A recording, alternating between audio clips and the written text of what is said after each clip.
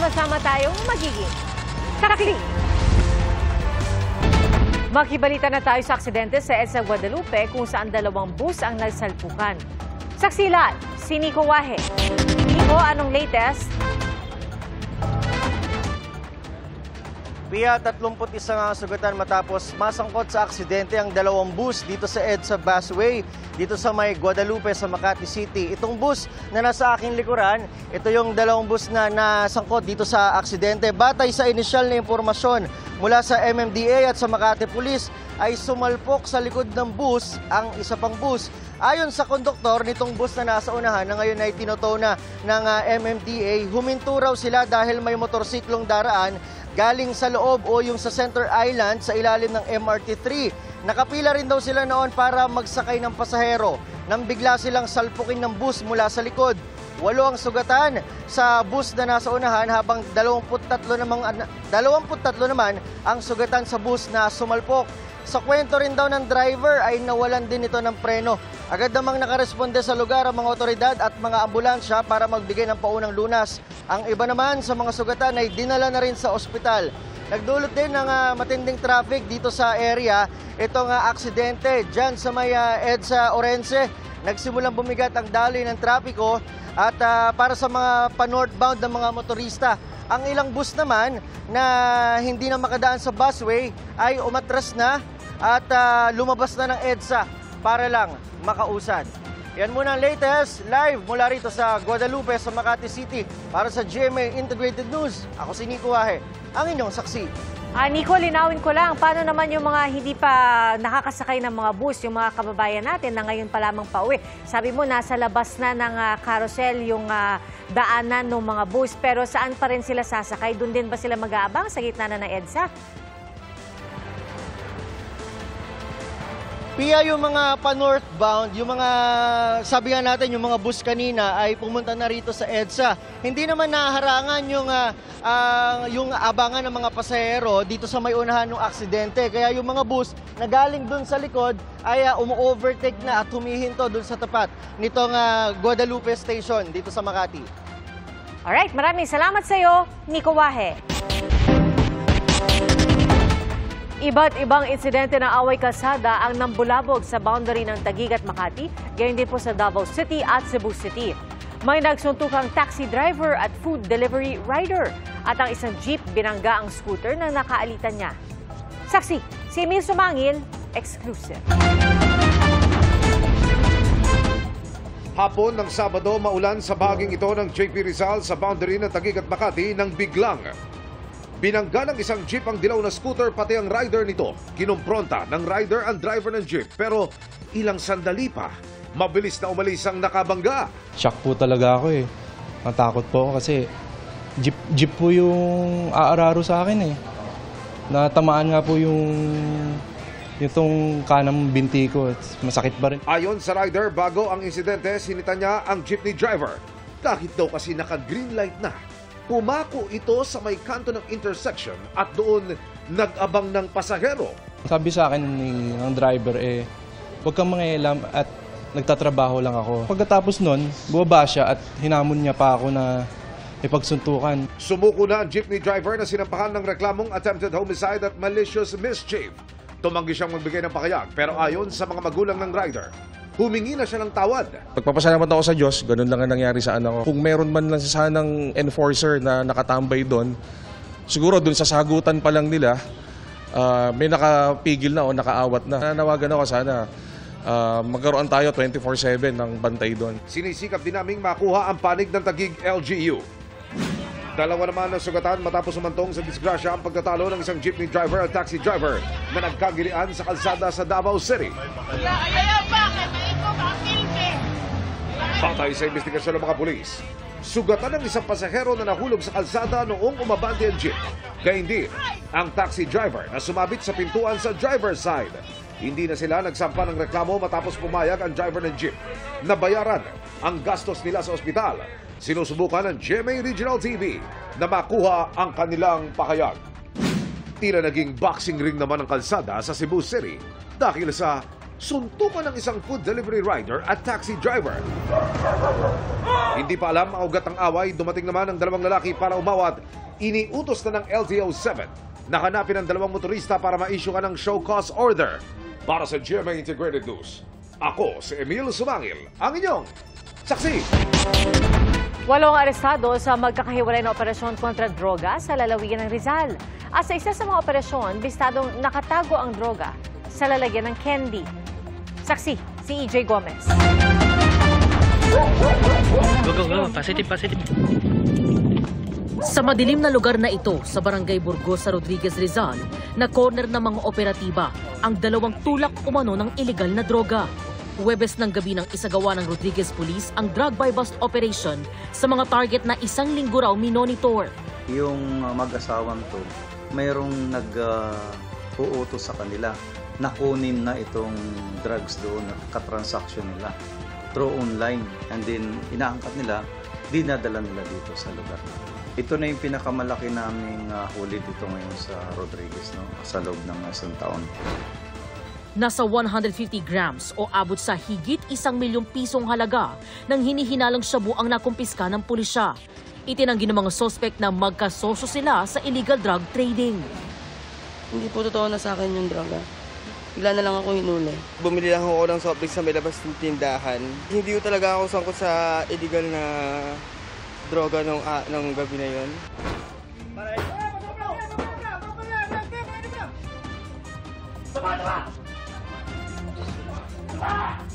Sa Angono, 2 drug personality umano ang nadakip ng mga pulis. Naaresto ang sinasabing high-value targets na sina alias Balbal at alias Tap Tap. Nang kapkapan ng isa sa mga sospek, nadiskubre ang pakete ng shabu na nakasilid sa lagayan ng menthol candy.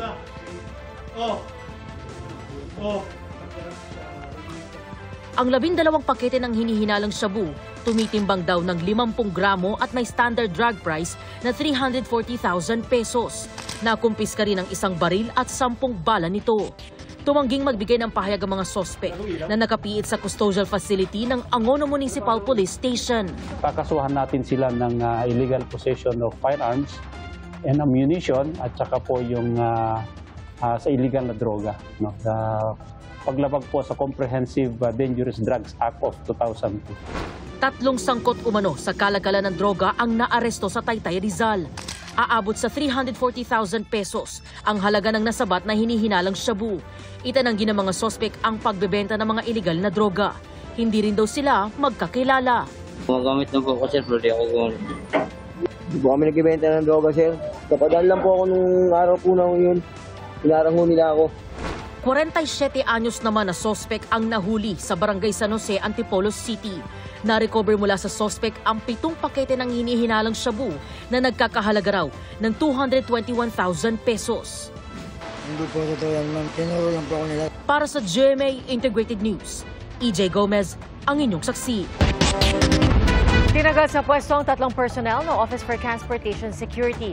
Ito po ay habang iniimbestigahan ng insidente sa NAIA na may nakitang bala umano sa bag ng isang pasahero.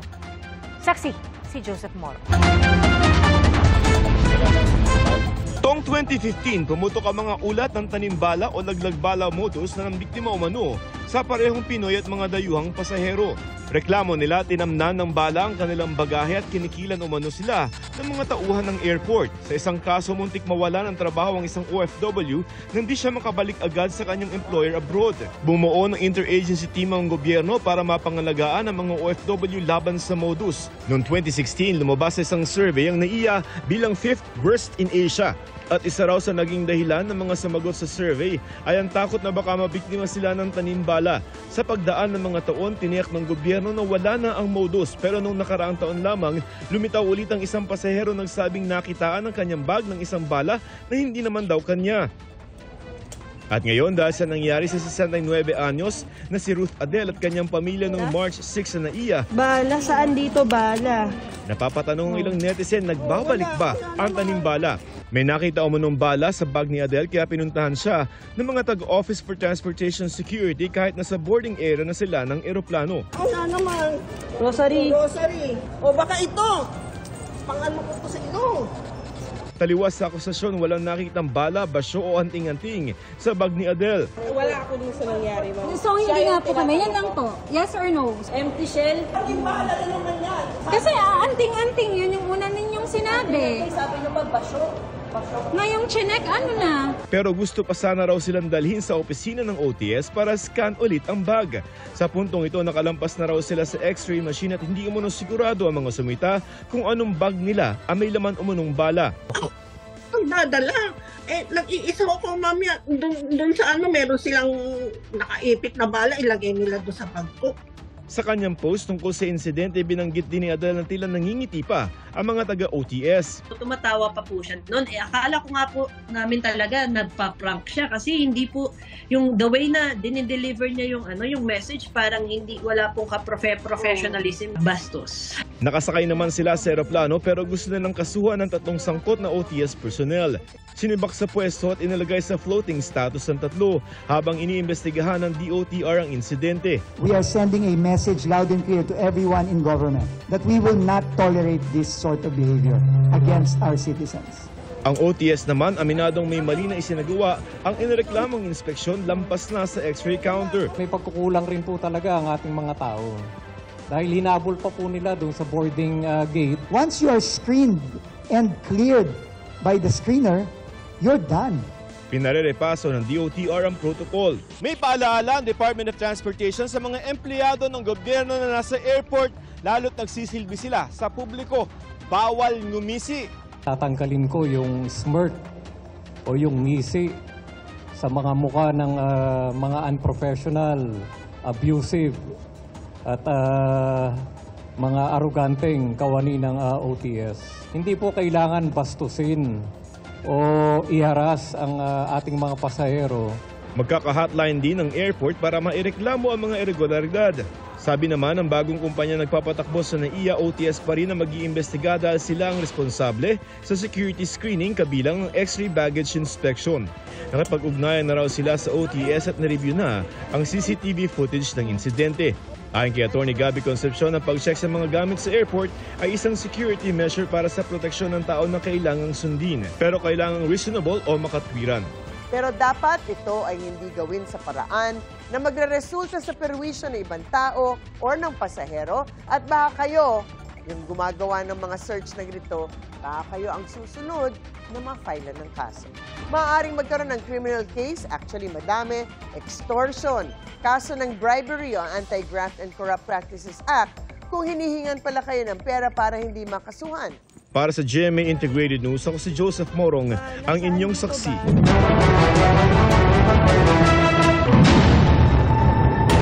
Bago sa saksi, patuloy na kumakalat ang sunog sa isang bundok sa bayan ng San Antonio sa Zambales ngayong gabi. Ayon sa San Antonio Fire Station, nagsimula ang sunog kaninang tanghali. At dahil sa lakas ng hangin, mabilis itong kumalat. May ilog sa paanan ng bundok kaya posible raw na mapigil ang pagkalat nito sa mga residential area. Sa ngayon, inaalam pa kung gaano kalawak ang sunog at kung ano ang pinagmulan nito. Inapaaralan sa Caloocan ang nag-adjust na ng oras ng kanilang face-to-face classes para makaiwas ang mga estudyante sa matinding init. At sa Pangasinan, halos 40 estudyante ang nakaranas ng sintomas ng heat exhaustion. Saksi si Marizumal.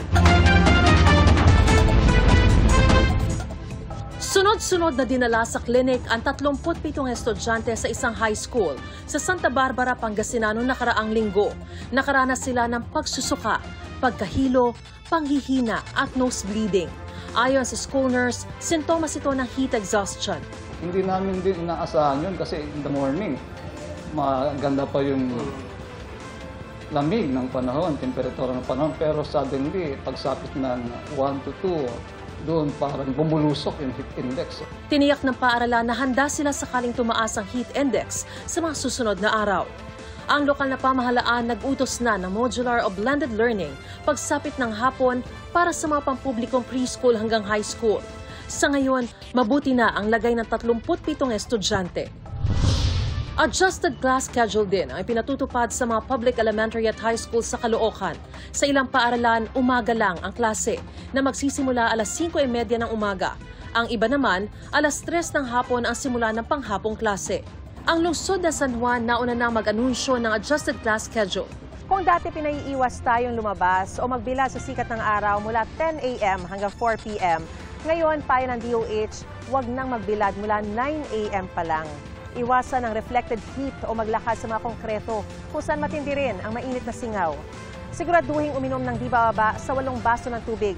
At sa may mga asthma, laging dalhin ang inhaler o gamot. Yung pinakamataas na antas dito, pwede na mangyari yung sinasabing heat stroke. Ano yung heat stroke? Nawawalan ng malay or nag-iiba yung para pang pag-iisip, yung mental state ng pasyente, yung sensorium, pwedeng mag-shutdown yung kanyang nervous system. Pero kung matinding init ang nararanasan sa ilang lugar, sa Dilasag, Aurora, 2 araw ng maulan. Tumaas ang tubig sa ilog at binaha ang ilang kalsada. Ang pag-ulang yan sa Aurora, dulot ng shear line. Ayon sa Pag-asa, easterlies ang nakaaapekto ngayon sa halos buong bansa. Base sa datos ng Metro Weather, posible ang ulan bukas sa ilang bahagi ng Ilocos Region, Zambales, Quirino, Aurora, Quezon at Mimaropa. May tsansa rin ng ulan sa ilang bahagi ng Mindanao, pati sa eastern at western portions ng Visayas. Paliwanag ng Pag-asa kung bakit pabago-bago ang lagay ng panahon gaya ng biglang pag-ulan sa gitna ng matinding init. Ngayon buwan po kasi ng Marso ay umiiral na po, simultaneously nagpapalit po ang easterlies at ang northeast. So kung mapapansin niyo po, ang amihan ay umiiral na lamang po ng mga 3 to 4 days within the span of 2 weeks. Samantalang dati from November to February ay umiiral po ito ng halos 1 linggo hanggang 2 linggo. Ayon sa Pag-asa, di na kasing init ang tag-init ngayong taon kumpara noong 2024. Pero mag-ingat pa rin daw sa mataas na heat index. Para sa GMA Integrated News, ako si Mariz Umali ang inyong saksi. Patay ang mag-asawang guro matapos matrap sa nasunog nilang bahay sa Iloilo City at nasawi rin ang kanilang 7 taong gulang na anak. Saksi si Bam Alegre.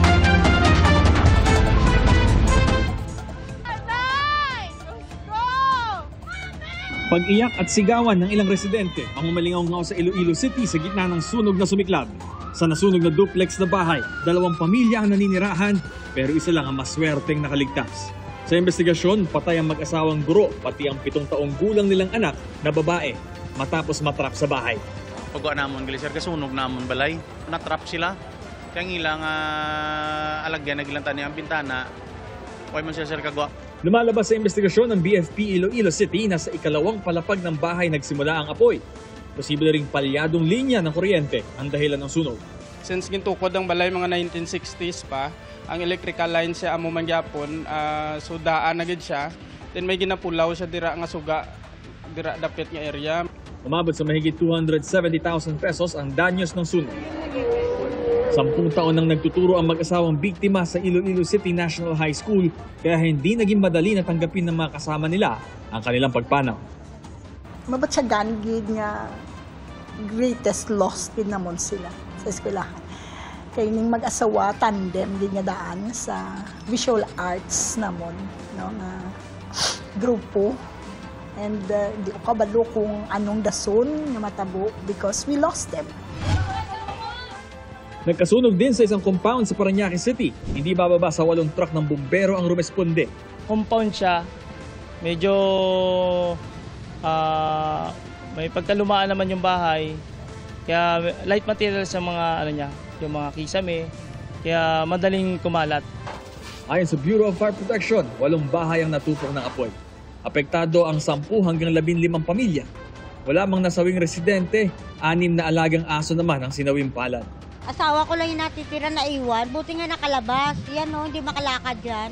Tapos 6 na aso ko po wala. Patay lahat. Patuloy na iniimbestigahan ang pinagmula ng sunog. 40 bahay naman ang natupok sa Cebu City. Mabilis kumalat ang apoy dahil gawa sa light materials ang sunog. Pahirapan din ang pag-apula dahil sa makipot na daanan. Aabot sa mahigit 1 milyong piso ang halaga ng pinsala sa ari-arian. Para sa GMA Integrated News, Bam Alegre, ang inyong saksi. Bukas po inaasahang uuwi sa bansa si dating Pangulong Rodrigo Duterte na dumalo umano sa pagtitipon ng mga OFW sa Hong Kong ayon sa dati niyang tagapagsalita na si Attorney Harry Roque.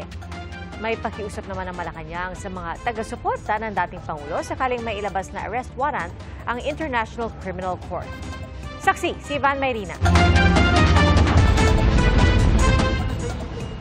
Justice Department man, PNP o Malacanang, wala pang natatanggap na anumang komunikasyon tungkol sa arrest warrant mula sa International Criminal Court laban kay dating Pangulong Rodrigo Duterte.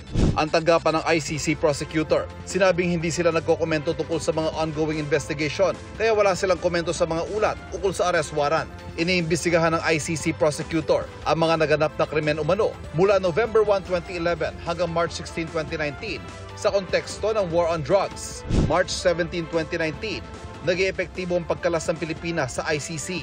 Pero miyembro pa rin ng Pilipinas ng Interpol.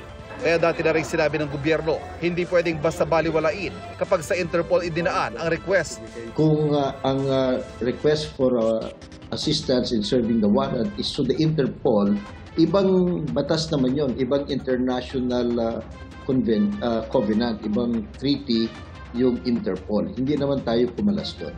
Kung magkaroon man ng komunikasyon ng ICC o Interpol, sabi ng palasyo, handa naman po ang law enforcement agencies natin kung kinakailangan po na iserve yung warrant of arrest because of the request of Interpol. Handa rin daw ang pamahalaan na pigilan ang anumang kaguluhang maaaring idulot ng pagsisilbi ng warrant of arrest laban sa dating Pangulo. At ngayon pa lang, may pakiusap na ang palasyo sa kanyang mga taga-suporta. Pipigilan po natin magkagulo. Ang gagawin lamang po talaga natin ay kung ano yung naaayon sa batas. Huwag na lang po sanang maging matigas ang ulo ng ibang taong bayan para pigilan to, katulad nung nangyari sa panahon po ng pag-aresto kay Pastor Kibuloy. Ayon sa DOJ, sakaling may notice mula sa Interpol, tatanggapin ito ng National Central Bureau na binubuo ng PNP, Bureau of Immigration at NBI. All these requests, dadaan po kasi talaga yan ng evaluation. No? So we have to see that the Interpol request is a valid request. And that is the only time that it will be given due course, and on that basis, gagalaw na po yung mga ahensya. Sa ngayon, itiwala ang palasyo sa sinasabi ng kampo ng dating Pangulo na ang pagtungo niya sa Hong Kong ay para dumalo lamang sa pagtitipon ng mga OFW roon at hindi para takasan ang napapabalitang warrant. Dahil po hindi na po tayo miyembro, ay pwede naman silang dumiretso sa law enforcement agency, pwede rin silang dumiretso sa third-party country na miyembro pa din ng ICC. So, medyo malawak po yung magiging mga options ng ICC ngayon. Para sa GMA Integrated News, ako si Ivan Mayrina, ang inyong saksi. Magbibigay ng 200,000 pisong pabuya ang pulisya at LGU sa sinumang makapagtuturo sa suspect sa pagpatay sa 2 pulis sa buy-bust operation sa Bocaue, Bulacan. Saksi, si June Veneracion.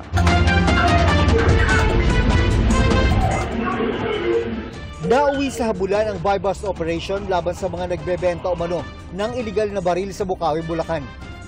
Naaresto ang isang suspect pero nakatakbo ang kapatid niya.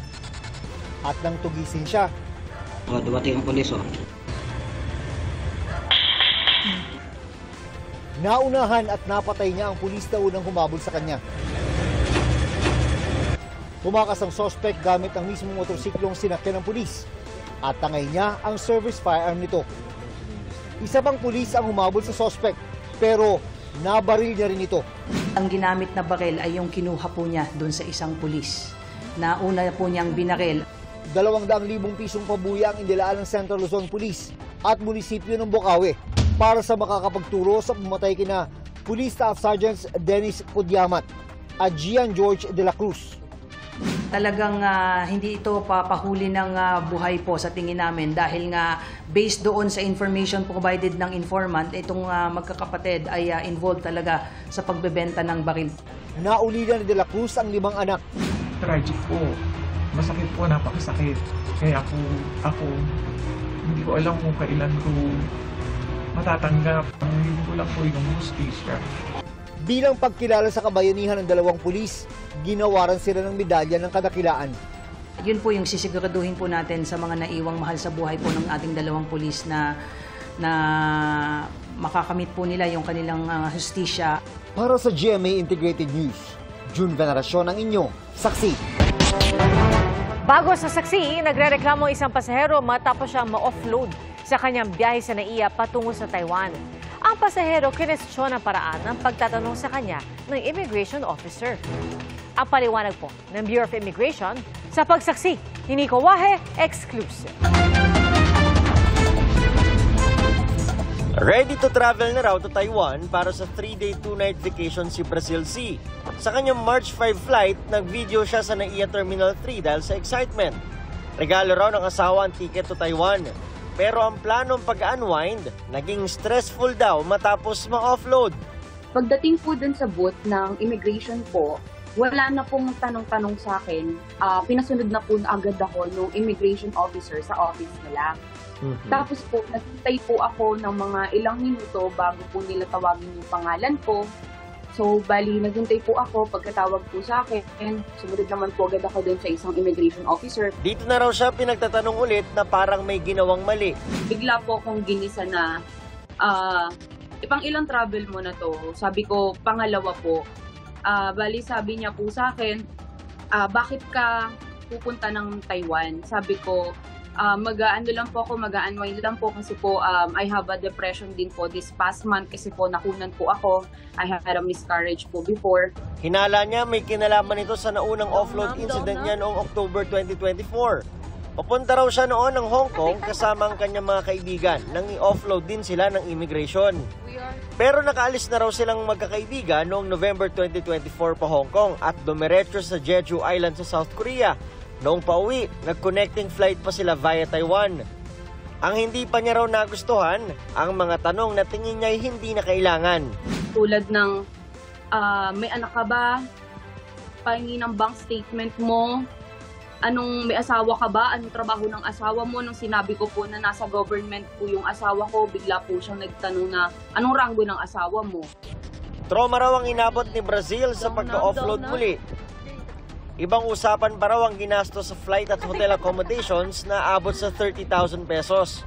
Kahit na meron naman po akong pinakitang proof na kaya ko pong gastusan yung sarili ko po sa travel ko po. Na parang wala ba akong karapatang mag-multi-city ng travel. Ayon sa Bureau of Immigration, may kahina-hinalang travel pattern na nakita kay Brazil.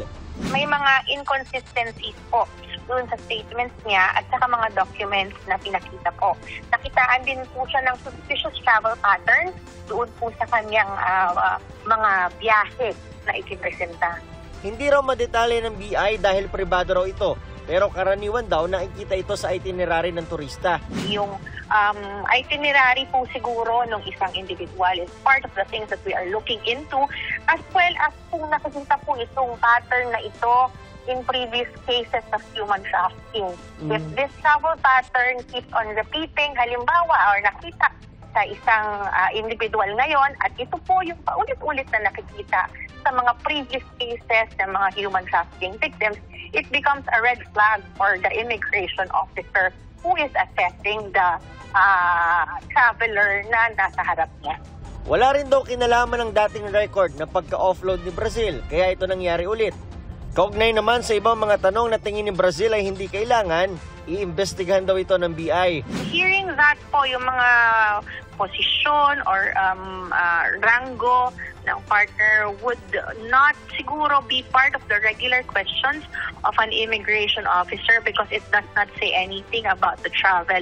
May babalik pa kaya ang ginastos niya sa flight at hotel? Kung makita po natin na meron pong lapses doon sa immigration officer, sa actions po ng immigration officer, it is well within the right po of the subject na mag-request po kung ano po yung nakikita niya na kinakailangang action against the officer or against po or dun po sa kanyang kaso.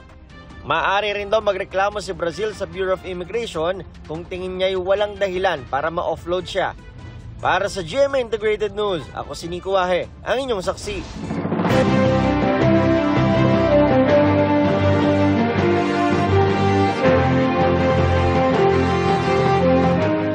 Anim na 43 araw bago ang eleksyon 2025. Iba't ibang sektor ang binigyang pansin ng mga kandidato sa pagkasenador. Ating saksihan. Nasa Iloilo si Amira Lidasan para makipagdialogo sa iba't ibang sektor kasama si Congresswoman Arlene Rosas. Naghayag si Atty. Sani Matula ng suporta sa mga magsasaka. Nagbigay naman ng suporta sa mangingisda si Roberto Balyon. Sa Quezon City, inilatag ni Manny Pacquiao ang advokasiyang pagpapalakas sa small businesses. Binisita ni Kiko Pangilinan ang isang bangus processing facility sa Dagupan. Pinuri ni Ariel Querubin ang pagganda ng turismo sa Misamis Occidental. Kinilala ni Senator Francis Tolentino ang ambag ng kababaihan sa lipunan. Sabi ni Benhur Abalos, kailangan palakasin ang local government code. Libre at de kalidad na health service ang isinulong ni Allen Andamo. Isinulong ni Mama Aquino ang pagpapalakas sa paglikha ng trabaho sa mga lokalidad. Kinumusta ni Senator Ramon Bong Revilla ang mga OFW sa Singapore. Proteksyon sa mga toda at motorista ang inilatag ni Congressman Bonifacio Bosita. Sa Tarlac, nakipag-usap sa mga kabataan at magsasaka si Teddy Casino. Maayos na local governments ang binigyang diin ni Senator Pia Cayetano. Sa Bohol, isinulong ni Atty. Angelo de Alba na taasan ang pondo ng husgado. Paglaban sa illegal drugs ang tinalakay ni Senator Bato de la Rosa sa Jansan. Sa Iloilo, nakiisa sa protest caravan si Modi Floranda, kasama niya si Mimi Doringo sa pagkontra sa jeepney phase-out. Ipinaglalaban ni Luke Spirito ang pagsugpo sa kontraktualisasyon. Si Congressman Rodante Marcoleta, formal na inadapt ng People's Reform Party. Patuloy namin sinusundan ang kampanya ng mga tumatapong senador sa eleksyon 2025. Para sa GMA Integrated News, Rafi Tima ang inyong saksi. Hindi po kailangang mamahalin ng isang bagay para maituring na mahalagang pamana. Gaya ng pamanang recipe ng isang lola na pinagkakakitaan ngayon ng isang taga-Pangasinan. Ating saksihan. Patok na agahan ng mga Pinoy ang silog meals o yung mga ulam na pinapartner sa sinangag at itlog. At isa sa mga paborito, ang longganisa. Kung hilig mong kumain ito, tara't dumayo tayo sa Binalonan, Pangasinan. Ipinagmamalaki nila ang Binalonan longganisa dahil malaki na, siksik pa sa laman. May sangkap itong bawang, asin, paminta, giniling na pork kasim at pigi. Sa amoy pa lang talaga namang matatakam ka na. Siguro po ito. Ngayon ko lang po siya na kasi sa mga may ibang longganisa po, medyo parang hindi maano yung lasa niya. Parang may, opo. Pero ito po masarap. Ang isa sa mga longganisa maker na si Mang Samuel Tabios, minana pa sa lola ang longganisa recipe. Kaya naman alam na niya ang sikreto sa paggawa nito. At kung dati, at hindi raw napapansin ang kanilang benta, aba, patok na patok ito sa marami at ngayon unti-unti nang nakikilala. Pinapa-vacuum na rin po sa amin yan, na pupunta rin ng ibang bansa na rin po kung bumibili rito. Bukod sa original longganisa, mayroon silang sweet and spicy para sa cravings nyong anghang na may sipa. Mabibili ang kada kilo ng Binalonan longganisa sa halagang 340 hanggang 400 pesos. At bilang suporta sa longganisa industry, may taunang cook fest sa lugar tuwing September. Nagpa-training po kami sa mga longganisa makers under DTI on how to package. Yun po yung simula. Kailangan muna nilang matutong i-package ng maayos yung kanilang mga tinda. International standards po talaga yung we're reaching for that po. Para sa GMA Integrated News, ako si Mark Salazar, ang inyong saksi. Nagningning ang ilang kapuso stars sa Manila International Film Festival na idinao sa California. Simple yet very classy and black sa red carpet ang Greenbone stars na sina Ruru Madrid at Sofia Pablo. Very dapper naman si Dingdong Dantes na nag-present ng special award para sa veteranang aktres na si Boots Anson Rodrigo. Big winner naman ulit ang record-breaking box office film na Hello Love Again na co-produce ng GMA Pictures at Star Cinema. Tinanggap ito ni GMA Pictures President Attorney Annette Gozon Valdez at ABS-CBN Films Head Chris Gasmin. Thank you so much for this recognition. This is the first ever movie collaboration between GMA Network and ABS-CBN. And this just shows that when Filipinos unite, we can achieve anything.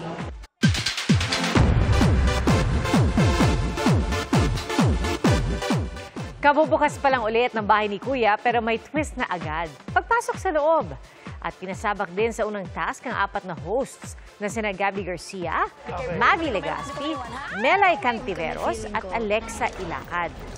At kapag nag-fail, hindi raw sila palalabasin.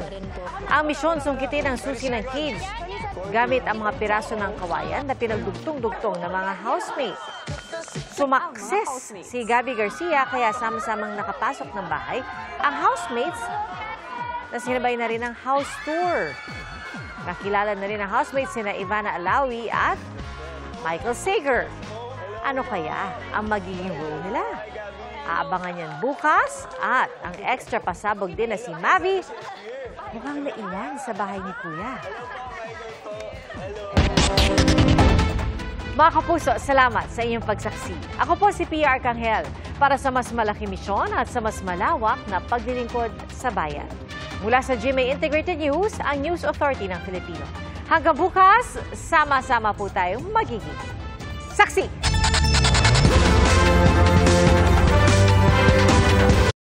Mga kapuso, maging una sa saksi. Mag-subscribe sa GMA Integrated News sa YouTube para sa iba't ibang balita.